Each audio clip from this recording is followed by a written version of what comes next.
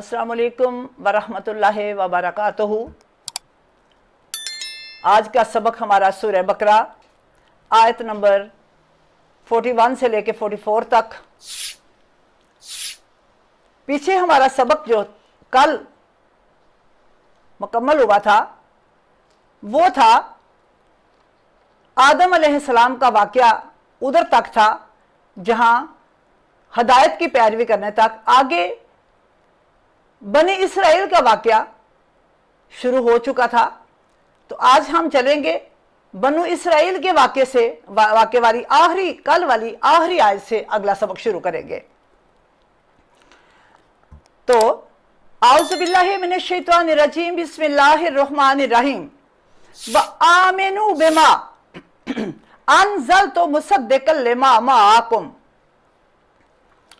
व आमिनू, और ईमान लाओ, बिमा अनज़लतु, जो नाज़िल किया गया, जो नाज़िल करदा किताब, मुसद्दिक़न, जो तस्दीक करती है, लिमा माअकुम, जो तुम्हारे पास है। और तर्जुमा, और मेरी इस नाज़िल करदा किताब पर ईमान लाओ जो तुम्हारे पास मौजूद किताब की तस्दीक करने वाली है। अब इसमें क्या हुआ, इस जितने भी मसलक मौजूद हैं, जितने भी कौमें मौजूद हैं, जितनी अंबिया कराम पिछले सहीफे किताबें मौजूद हैं, उन सब की तस्दीक कौन सी किताब करती है? कुरान मजीद। तो अल्लाह रब्बुल इज़्ज़त फरमाते हैं कि तुम इस कुरान मजीद में उन सब किताबों को, सब सहीफ़ों को देखो, इसमें सारे पहले सहीफ़ों के जो है वो तलीमात जो है इसके अंदर लिखी गई हैं। तो नाज़िल करदा किताब पर ईमान लाओ, ये जो कुरान नाज़िल हुआ है इस पर ईमान लाओ। सारे बाकी जो है वो सहीफ़े, हर चीज़ जो है इसमें मेंशन है, इसी एक किताब को फॉलो करो। तो वला तकूनु अव्वला काफिरिन बिही। अब ये कौन सी कौम शुरू है? बनु इसराइल। बनु इसराइल को मुहातब करके अल्लाह ताला कह रहे हैं ना कि बनु इसराइल कहते हैं कि ये हमारी किताब है, हम जो है क्यों यानी कि कुरान को फॉलो करें या कोई और सहीफा क्यों फॉलो करें? तो अल्लाह ताला फरमा रहे हैं कि यानी कि तुम कुरान मजीद पे इकट्ठे हो जाओ। कुरान मजीद जो है एक मेन किताब है, सारी किताबों की तालीमात इसके अंदर इकट्ठी कर दी गई हैं। तो अल्लाह ताला बनु इसराइल को वाज़े तौर पर यह कह रहे हैं कि तुम ये जो किताब मौजूद है ना, ये सारी की सारी जो है तस्दीक करती है। ये जो किताब कुरान मजीद है ये सारी पहली गुजरने वाली किताबों की तस्दीक करती है। इसलिए तुम क्या करो, वला तकूनु अव्वला काफिरिन बिही, और सबसे पहले तुम ही इसके मुनकर ना बन जाओ। सबसे पहले तुम ही इसके मुनकर ना बन जाओ। किसके? कुरान मजीद की तालीमात के। किसी एक चीज का इनकार जो है बेटा, ये कुल का ही इनकार होता है, किसी एक चीज का इनकार नहीं करना होता।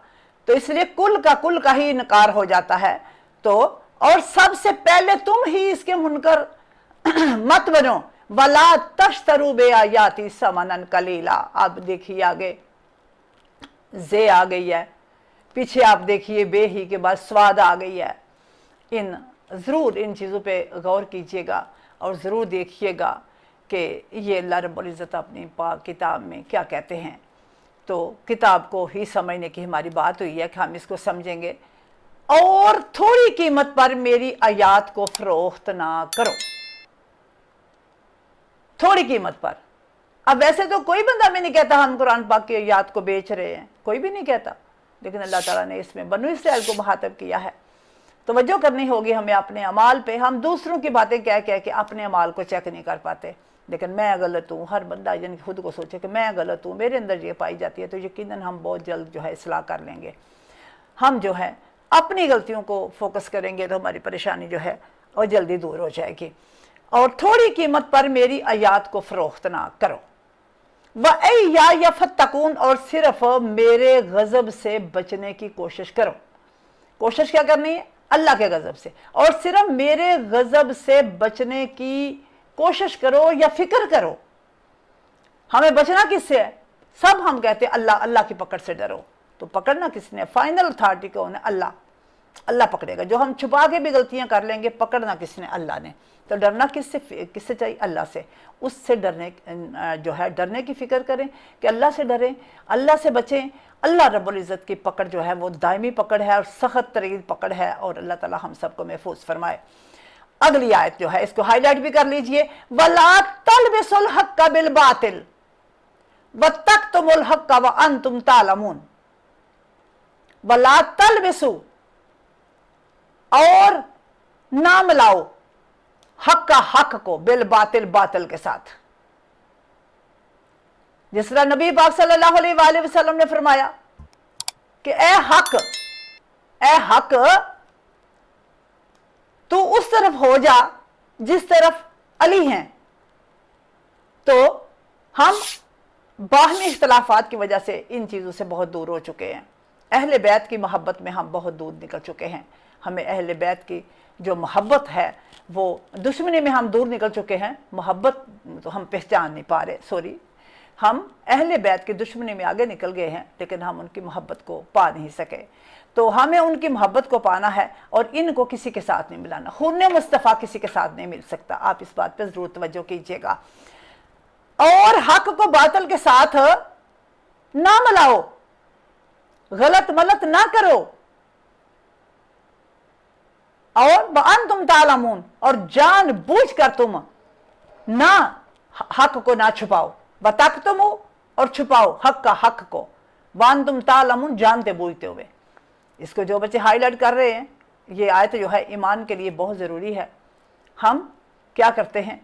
हम घर वालों को बाहर वालों को इकट्ठा कर देते हैं।